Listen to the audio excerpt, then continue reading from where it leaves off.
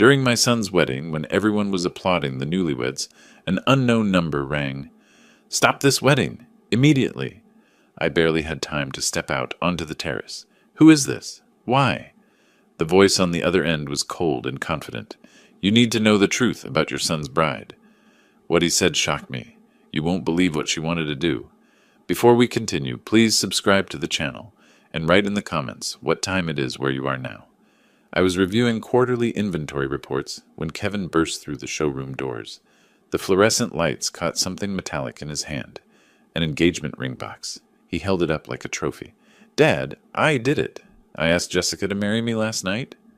My coffee mug stopped halfway to my lips. 5 months. You've known her 5 months. When you know, you know. Isn't that what you always said about Mom? The comparison stung. I set the mug down carefully, buying myself 3 seconds to arrange my face into something resembling congratulations. Kevin's excitement filled the space between us.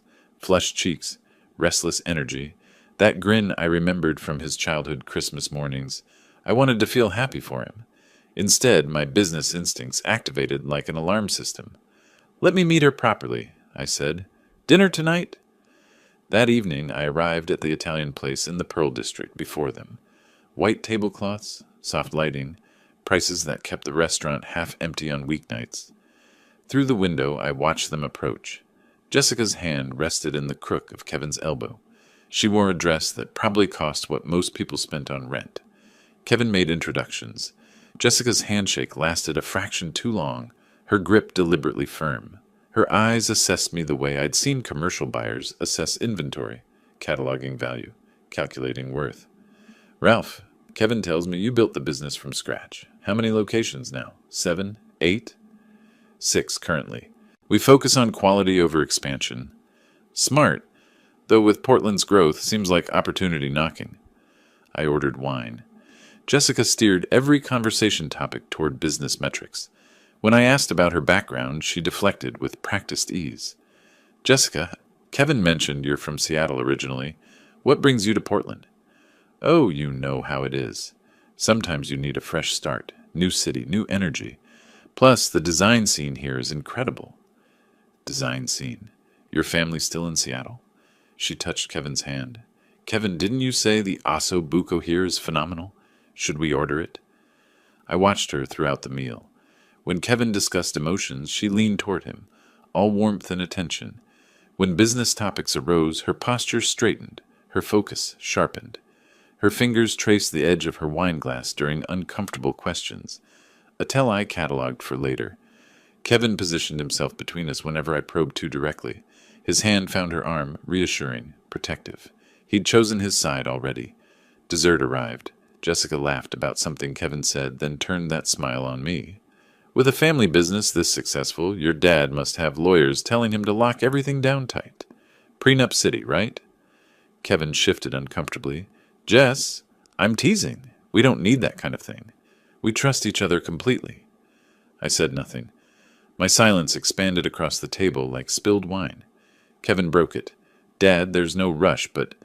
Son, there's no rush. You could wait. Get to know each other better? We are sure. Why can't you just be happy for me? Jessica touched his hand again. Your father's being protective. It's sweet, actually. The check came. I paid, made appropriate goodbyes, walked to my car in the parking structure. Inside, I sat with the engine off, hands gripping the steering wheel. Jessica's laugh echoed in my memory, warm, practiced, perfect. Too perfect. I pulled into my driveway and sat in the darkness, engine ticking as it cooled. Through 35 years of business, I'd learned to read people. The ones who asked too many questions about money while pretending they didn't care. The ones who deflected personal history while mining yours for details. The ones whose performances were just slightly too polished. I needed to know more. The question was how much time I had before Kevin made this permanent.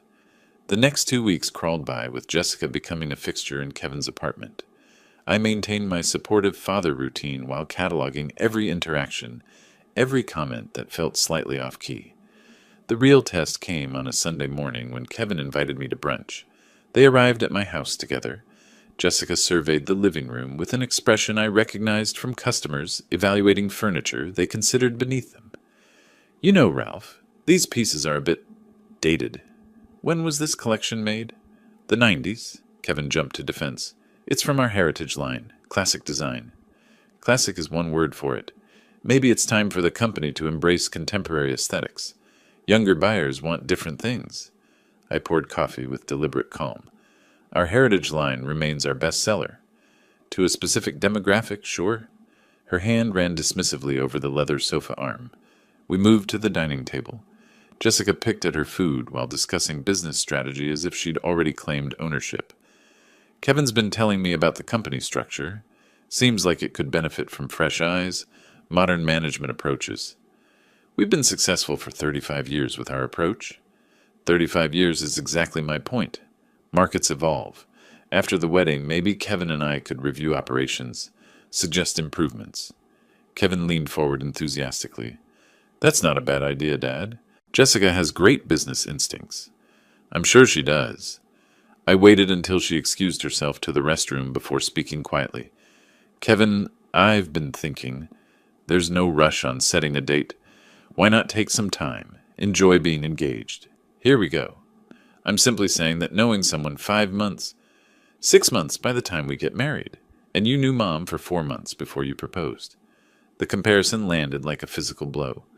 Different circumstances. We were younger.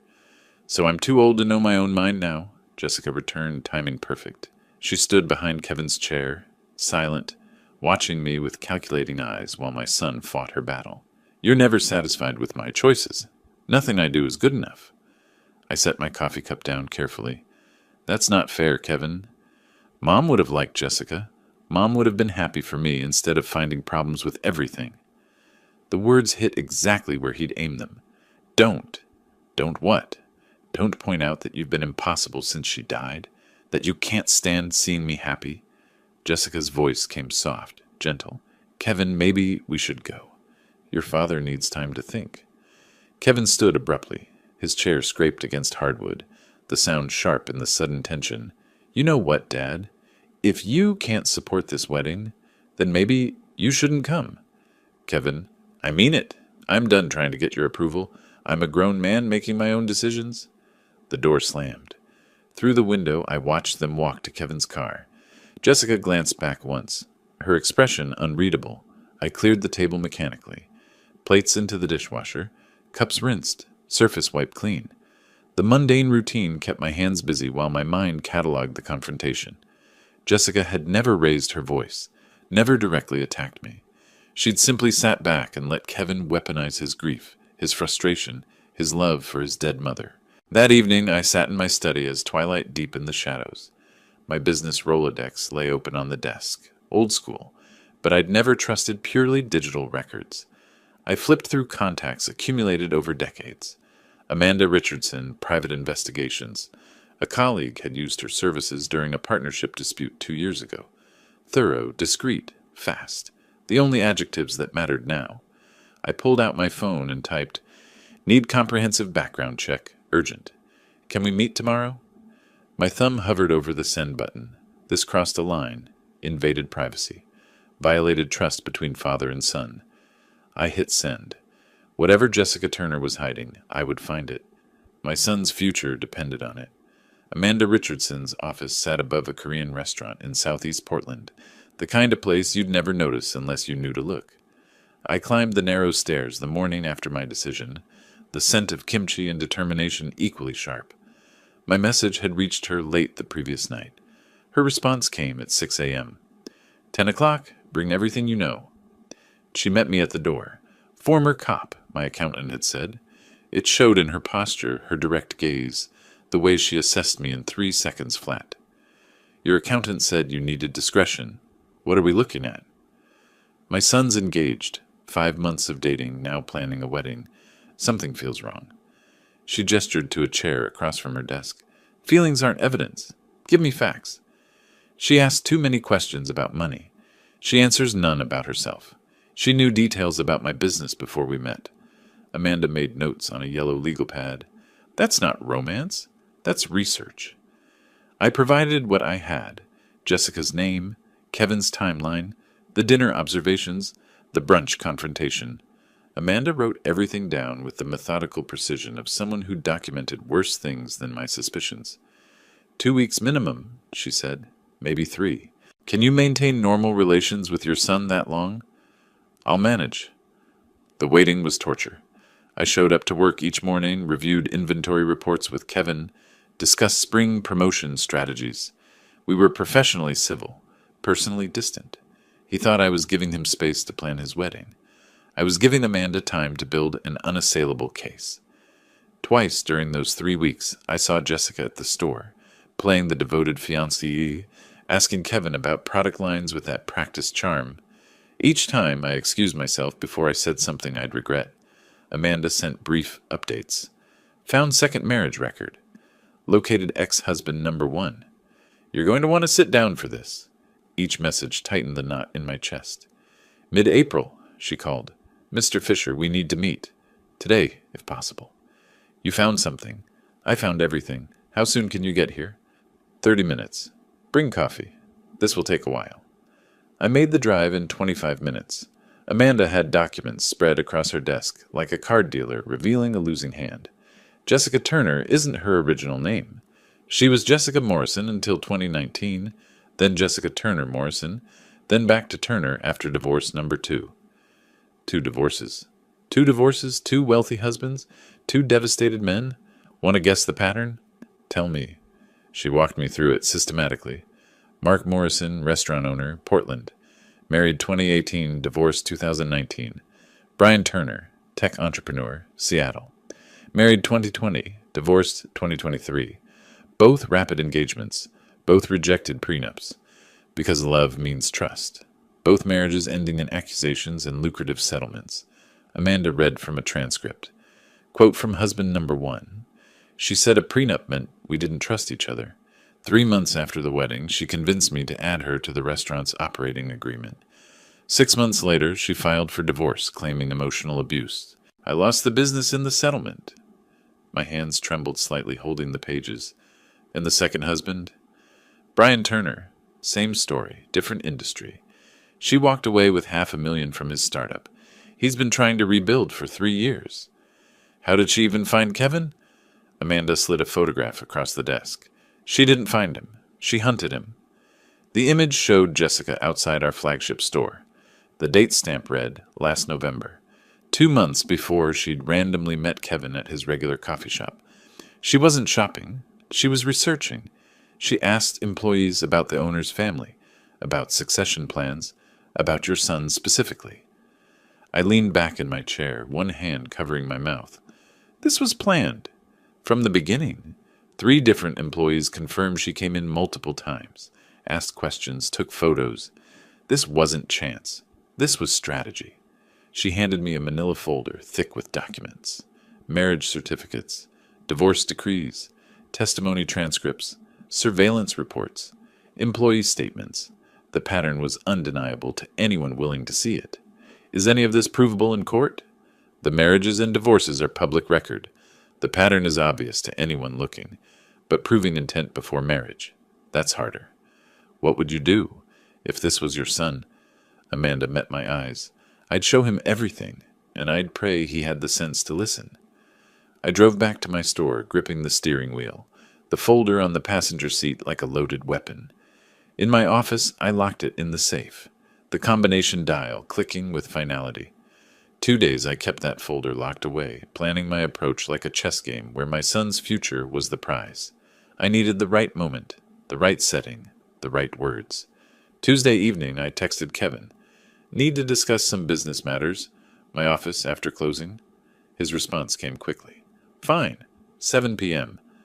He thought we were finally moving past our argument. He thought wrong. I pulled the folder from the safe and placed it on my desk. Manila edges aligned with the calendar blotter. Everything about this meeting would be precise, controlled, strategic. At 6:55, I heard his footsteps in the hallway. Kevin's footsteps echoed in the empty hallway at 6:58. I'd sent everyone home an hour early, told them I had paperwork to finish. The truth sat in the manila folder on my desk, too heavy for witnesses. He knocked twice, then entered without waiting for my response. The confidence in that gesture reminded me he'd grown up in these offices, back when his mother brought him here after school. You said you wanted to discuss business?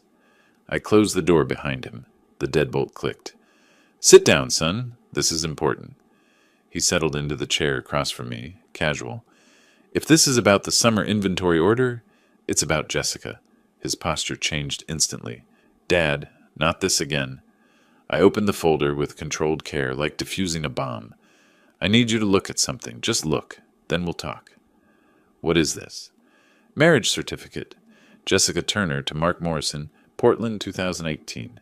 He leaned forward reading. She told me about Mark. That marriage was a mistake. And Brian Turner, Seattle, 2020. Divorced, 2023. She told you about him too? Silence.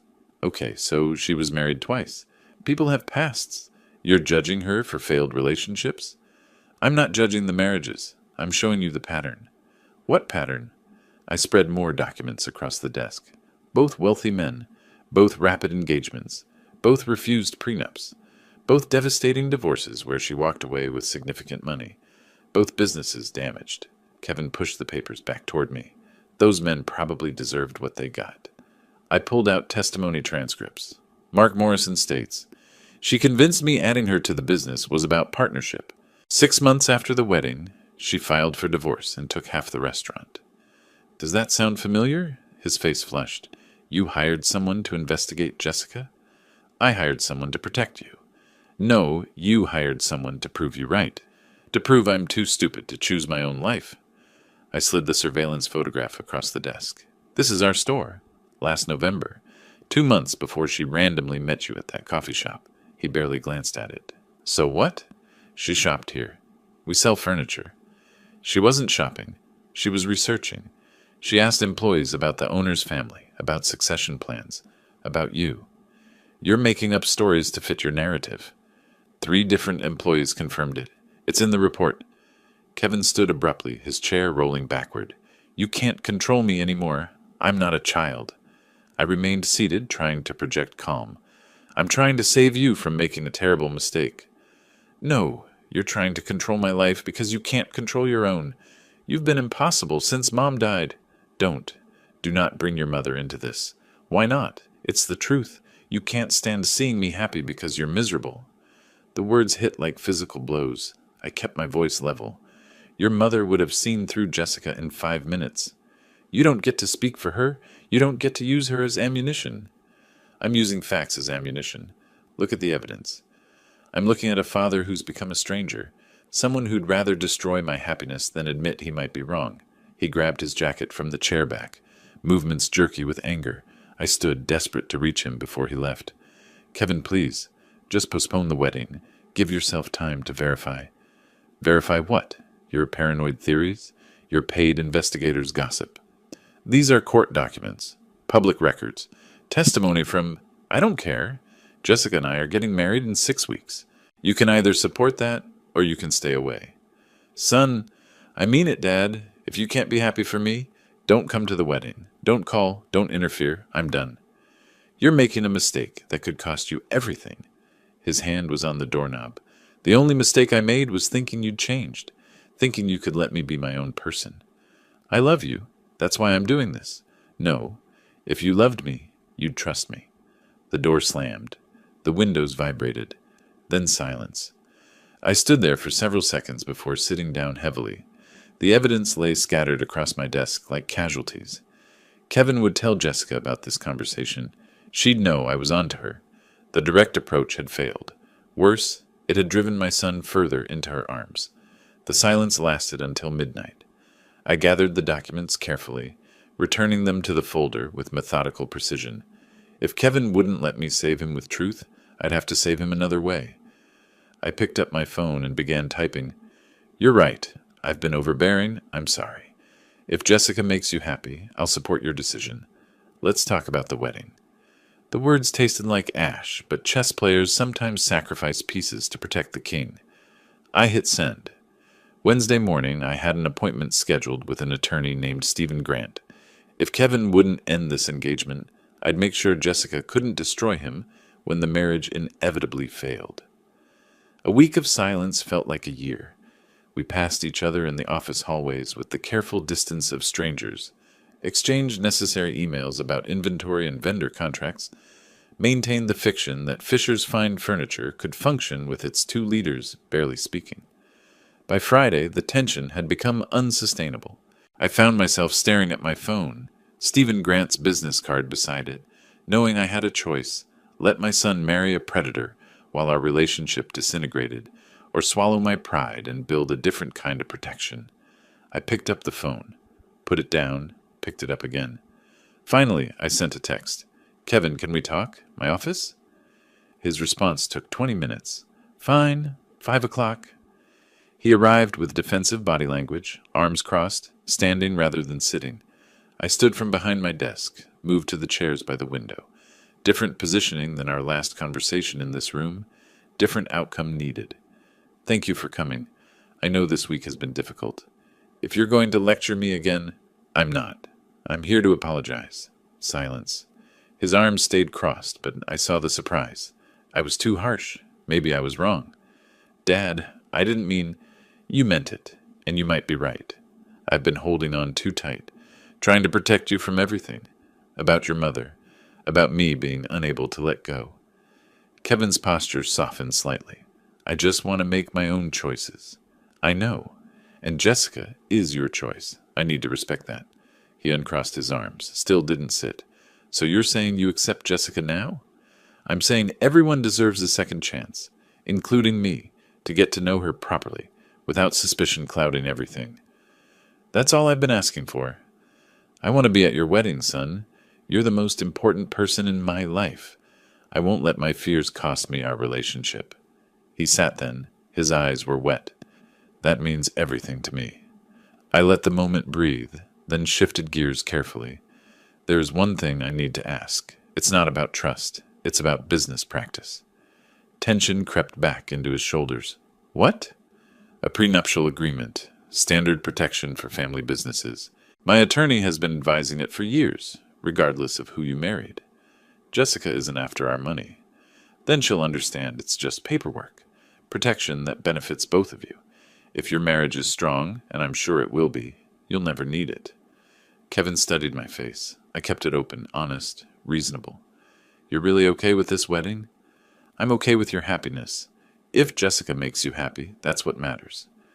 "Then I'll talk to her about the prenup. But I'm sure she'll agree. She's reasonable about business matters."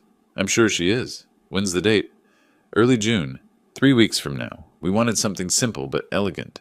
I'll be there, front row." We shook hands. Formal, but connection reestablished. After he left, I exhaled deeply, removed the mask, felt my face harden with determination. I opened my laptop and typed an email to Stephen Grant. He agreed to the prenup conversation.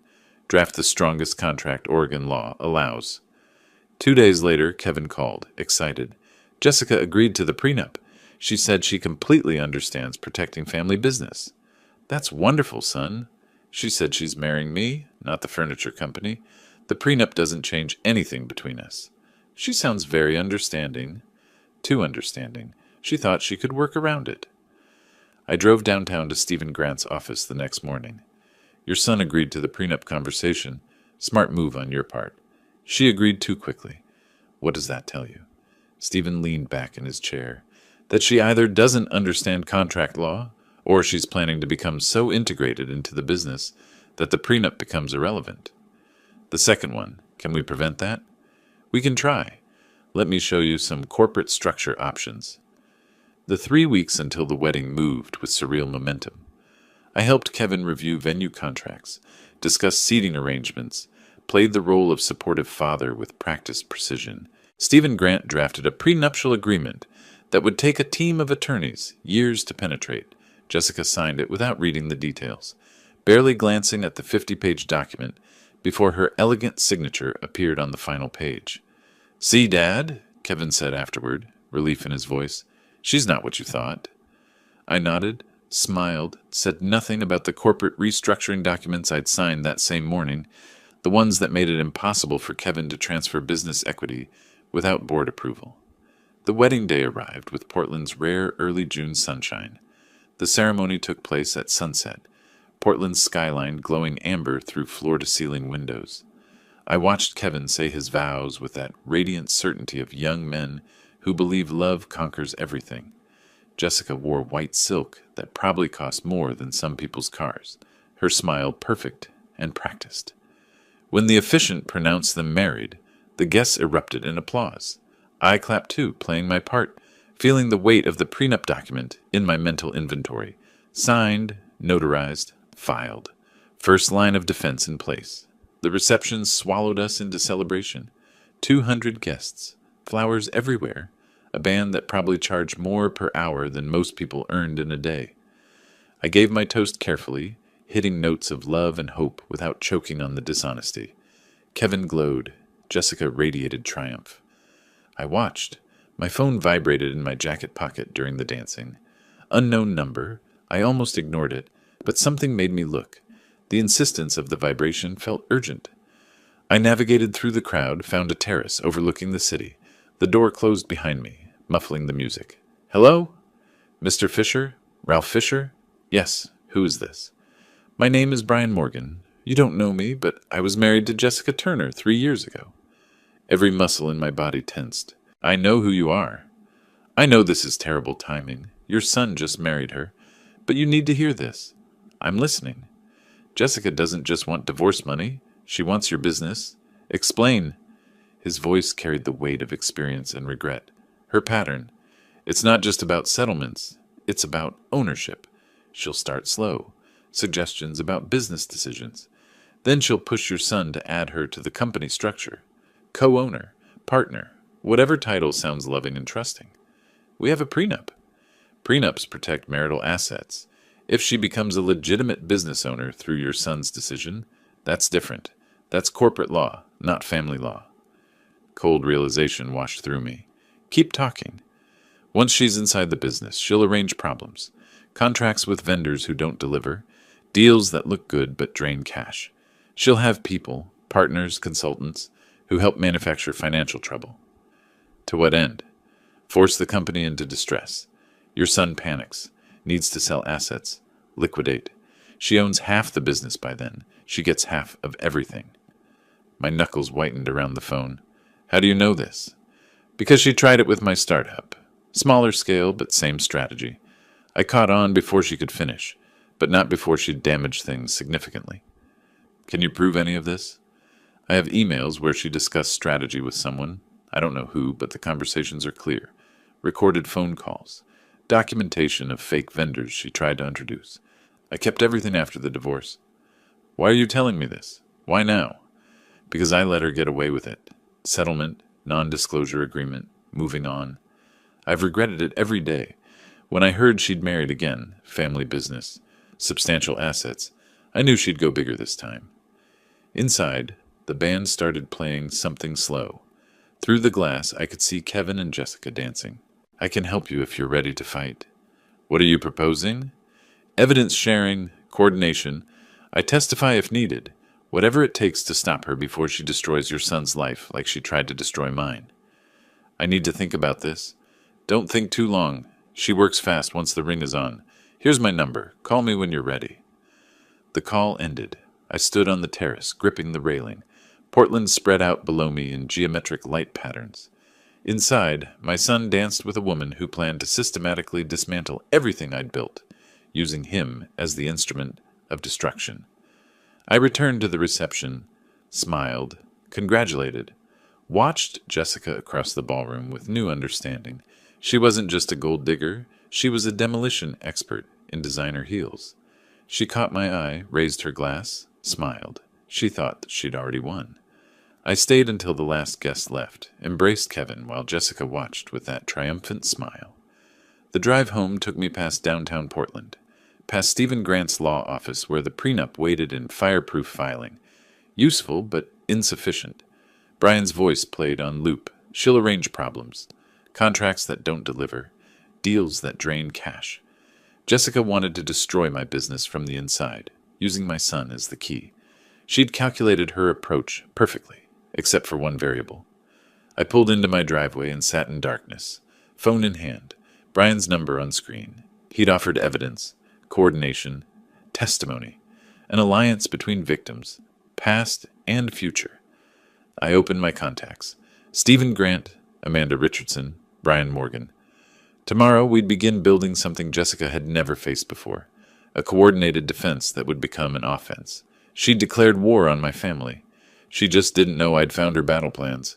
I texted Brian, "Tomorrow, my office, 9 a.m. Bring everything." His response came instantly. "Ready." Sunday morning arrived with the kind of clarity that follows sleepless nights spent planning war. Kevin and Jessica had left at dawn for a week-long honeymoon along the Oregon coast. Cannon Beach, she'd mentioned. Somewhere romantic and isolated. Perfect. I needed them gone while I assembled my team. At 9 a.m. sharp, I unlocked my office door to find Brian Morgan already waiting in the parking lot, a leather messenger bag slung over his shoulder like ammunition. "You made good time. I've been carrying these files for 3 years, waiting for a reason to use them. This is that reason." "Show me everything." He opened the bag. Documents spilled across my desk. Emails printed and highlighted. Text messages. Annotated timelines. I picked up the first page and began reading Jessica's own words. "Once he adds me to the LLC, we can start introducing the contractors. 3 months of bleeding cash. Then suggests selling the flagship location." I looked up at Brian. She wrote this to someone. Her friend Danielle, I think. I never got a last name, but they discussed tactics openly. "This is premeditated fraud." "Yes, but proving it before she acts is the challenge. This evidence shows intent, not execution. Intent is enough if we're prepared when she makes her move." Brian played an audio recording on his phone, Jessica's voice discussing consultant networks, timing strategies, asset liquidation targets. My hands shook slightly as I took notes. "I need Mark Walter's number." "Your first husband?" "Yes. If the pattern's real, he'll confirm it." 20 minutes later, I had Mark on the phone. "Mr. Walters, my name is Ralph Fisher. Brian Morgan gave me your number. My son just married Jessica." A heavy sigh came through the line. "I'm sorry to hear that. I need to know what happened with your restaurant. How much time do you have? Because the answer is everything. She happened to everything." He told me his story. 6 months after the wedding, she'd convinced him to add her as co-owner. Partners in life, partners in business. Within a year, mysterious consultants had recommended disastrous expansions. Suppliers delivered inferior product at premium prices. The business hemorrhaged money. She filed for divorce, claimed half, forced him to sell. "Do you have documentation?" "Business records, divorce decree, consultant contracts, all of it. If you're building a case, I'll help." After lunch, I drove downtown to Stephen Grant's office. Brian met me there. We spread everything across Stephen's conference table. 3 men representing 3 chapters in Jessica Turner's predatory career, united by determination that there would be no 4th victim. The prenup protects marital assets, but if Kevin voluntarily makes her a business owner, we're in different legal territory. Can we prevent him from doing that? We can restructure the company so he can't act unilaterally, require board approval for any equity transfers or ownership changes. Do it, today, if possible. Already drafted. You'll need to sign and we'll file with the state immediately. I looked at the documents. Kevin will ask why the sudden corporate changes. Standard business practice. Growing companies formalize governance structures. You can present it as preparing for future expansion. Brian leaned forward. He won't question it until Jessica tells him to. By then it'll be too late. The structure will be locked. Stephen pulled out another file. If she tries this, if she gets caught attempting fraud, can we end the marriage? Oregon allows annulment for fraudulent inducement. If we can prove she married Kevin with intent to defraud the family business, yes. But the evidence standard is high. What do we need? Documentation of her pattern. Proof she researched the business before meeting Kevin. Evidence of deliberate deception. We're building that file now. They return from the honeymoon in 6 days. Stephen nodded. Corporate restructuring will be complete by Tuesday. That gives you 4 days to implement the monitoring system. Monitoring system? You need eyes on every business decision Kevin makes, every suggestion Jessica plants, documentation, witnesses, contemporary records. I'm spying on my own son. Brian's voice came quiet but firm. You're protecting him from a predator. There's a difference. The corporate documents filed Tuesday morning. By Wednesday, board governance structures were official state record. Thursday, I met with my 3 board partners, trusted colleagues who'd helped build Fisher's Fine Furniture over decades, and briefed them on the threat. They understood immediately. By Friday afternoon, when Kevin and Jessica returned from Cannon Beach with sun-flushed faces and honeymoon stories, the fortress was complete. Kevin noticed nothing different. The business operated normally, I played the supportive father, and Jessica began to relax into what she thought was victory. I gave her 1 week to make her first move. She took exactly 7 days. The following Friday, Kevin invited me to dinner at their apartment, the one that technically belonged to family property holdings, but felt like enemy territory now. Jessica had prepared salmon, poured expensive wine, and sometime between the salad and main course, she made her opening gambit. The salmon was perfectly cooked. Jessica had gone to culinary school briefly, Kevin mentioned, before discovering it wasn't for her. I wondered what else she'd started and abandoned when easier prey appeared. We sat at their dining table, the apartment's large windows showing Portland's evening skyline, and I played my role. Proud father, supportive in-law, oblivious target. Kevin glowed with newlywed happiness. Jessica watched me with calculated warmth. Then somewhere between clearing the salad plates and serving the main course, she struck. Kevin was telling me about the Harrison account. Sounds like you're expanding into commercial contracts. Testing the waters. Corporate furniture is different from residential. You know what's interesting? Most successful family businesses I've researched integrate spouses into operations, creates unified vision. Kevin leaned forward. Really? Absolutely. When partners trust each other in business, it strengthens everything. Don't you think, Ralph? Every family handles it differently. The next day, Kevin approached me during inventory review. Dad, I've been thinking about what Jessica said, about spouse involvement. Oh? She has really sharp business instincts. Design background, understands markets. Maybe she could consult on some decisions. That's a significant step. How were you thinking it would work? Maybe add her to ownership structure? Not a full partnership initially, but enough to make her feel included. Company governance requires board approval for ownership changes. We should discuss it at the next meeting. Tuesday morning, the board met in our conference room. My 3 partners sat along the sides, trusted friends who understood exactly what was happening. Kevin presented his proposal at the opposite end of the table. I'm proposing we bring Jessica into the company in an advisory or ownership capacity. She has valuable perspective we're not currently utilizing. The first board member spoke carefully. Kevin, we appreciate the suggestion, but our bylaws are clear about spouse involvement. What do you mean? We have governance policies specifically addressing family additions to ownership, prevents conflicts, maintains clear liability structures. I kept my voice neutral. It's standard practice for established family businesses. Another partner added weight. I've reviewed similar structures at companies our size. Spouse involvement in ownership creates significant complications. Tax implications, liability exposure, succession planning issues. But other families do it. Jessica mentioned, some do. Our policy doesn't permit it. The vote is no. Kevin turned to me, confused. You could override this. I established the board structure to make better decisions than one person. I won't undermine it now. After the meeting, Kevin's disappointment showed clearly. I don't understand. Why have these rules suddenly appeared? They've always existed. As the company grew, we formalized governance. It happened last month. Convenient timing. Kevin, the board's protecting all of us, you included. Business decisions should be business decisions, not emotional ones. Jessica's going to be upset. She was excited about contributing. If she loves you, she'll understand. That evening, during a casual visit to their apartment, I accidentally left a manila folder on the kitchen counter. Financial reports showing rising costs, supply chain pressures, shrinking margins, all carefully fabricated to suggest trouble without triggering alarm. Tuesday evening, Kevin called.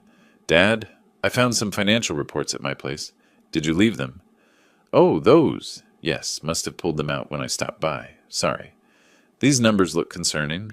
Rising costs, margin pressures. Are we in trouble? Nothing alarming. Normal business fluctuations. We're adjusting. Jessica saw them. She's worried the company might not be as stable as she thought. Internal satisfaction flooded through me. Tell her not to worry. We've weathered worse. Over the next 2 weeks, Jessica's suggestions became demands. Kevin reported each one faithfully: sell the smaller stores, liquidate inventory, reduce staffing, consider selling the business entirely. Her panic leaked through every proposal. She'd calculated her scheme based on Fisher's fine furniture being worth $8 million minimum. Now she thought it might be worth half that, and her percentage of half was barely worth the effort. I watched her unravel through Kevin's worried phone calls, dinner conversations where she pushed too hard, revealed too much urgency, showed her hand without realizing she'd stopped playing cards and started begging. The fake financial report did exactly what I'd intended: forced her to accelerate her timeline, abandon subtlety, prove Brian's warnings accurate through her own desperate actions. Wednesday afternoon, Kevin called from his apartment. His voice carried strain I hadn't heard since his mother's funeral. "Dad, we need to talk. Something's wrong with Jessica. She's different, obsessed with the business, angry all the time. I need your advice." Finally, the mask was cracking, and my son was starting to see underneath. Jessica's desperation manifested in a man named Derek Chambers.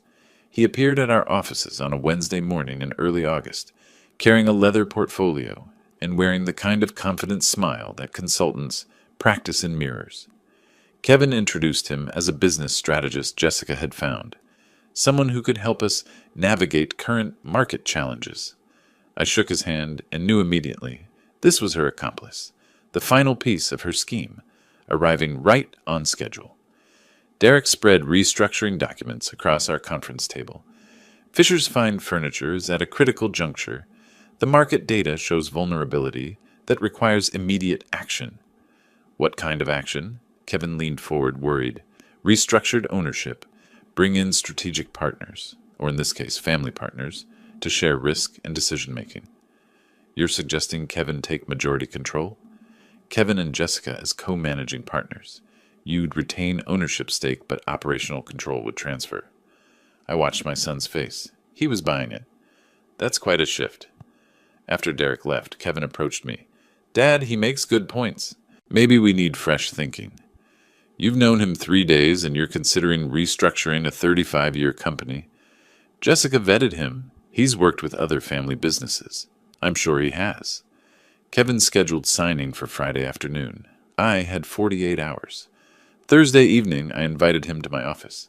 Stephen Grant waited with me, evidence folders stacked on my desk like ammunition. "Thanks for coming, Kevin. I know you're scheduled to sign Derek's proposal tomorrow." "That's the plan. Unless you see problems with the structure." "I see several problems. Stephen's here to help me explain them." Kevin noticed the attorney, his expression shifting. "This feels formal." Stephen's voice came quiet but firm. "It needs to be. What we're about to show you requires legal context." I opened the first folder. Surveillance photos of Jessica outside our store, dated November, 4 months before she'd randomly met Kevin. "What is this?" "Your wife researching our business before your chance meeting." "We've been through this?" "No. This time you'll listen, because this time I have proof you can't dismiss."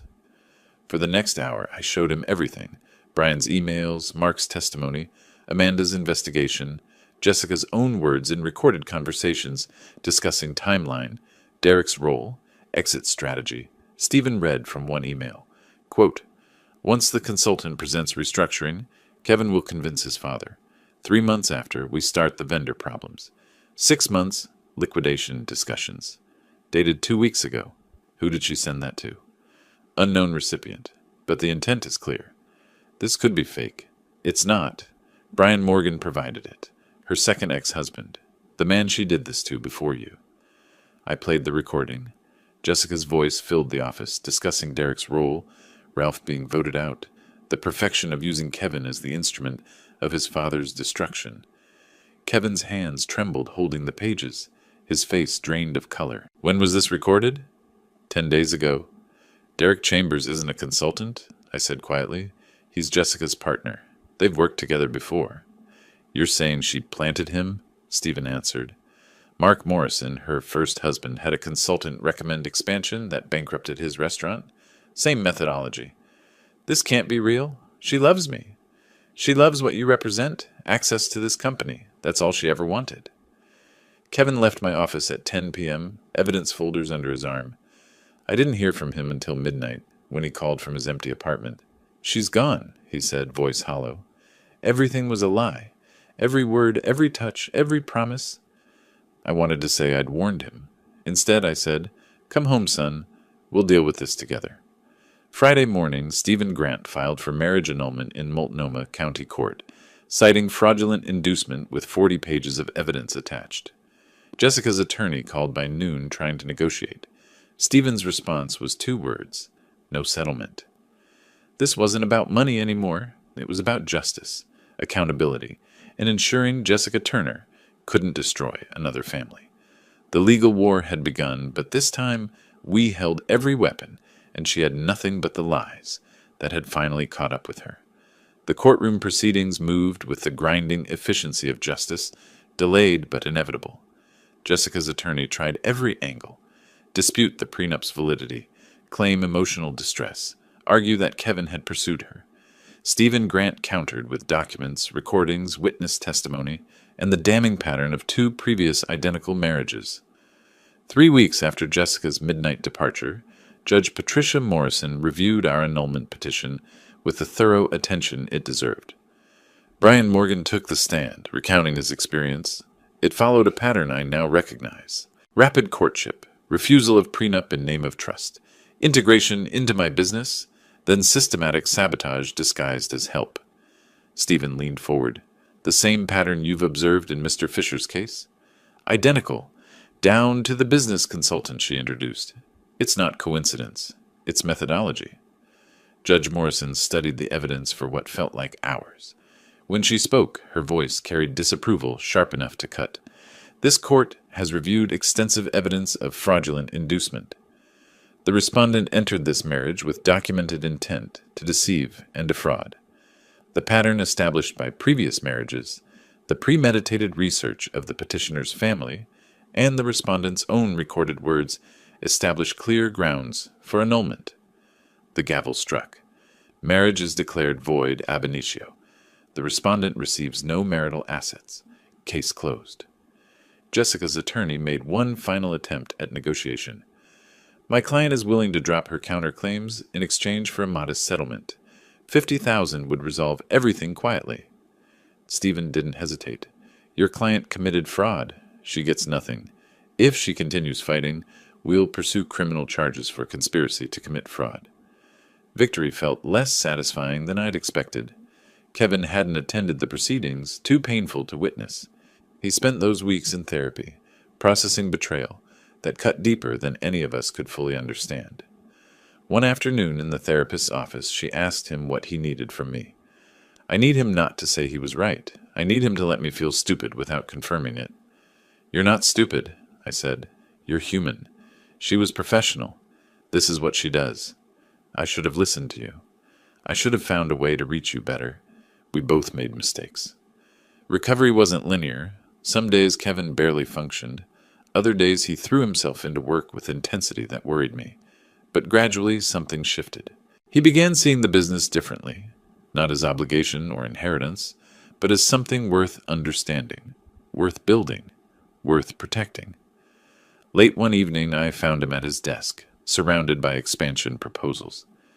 You've been here until midnight 3 nights this week. You don't have to punish yourself with work. I'm not punishing myself. I'm finally understanding what you've been building. The customers, the craft, the relationships. It matters. You're seeing the business differently now. I'm seeing everything differently now, including how much I took for granted. September arrived with Kevin proposing something ambitious.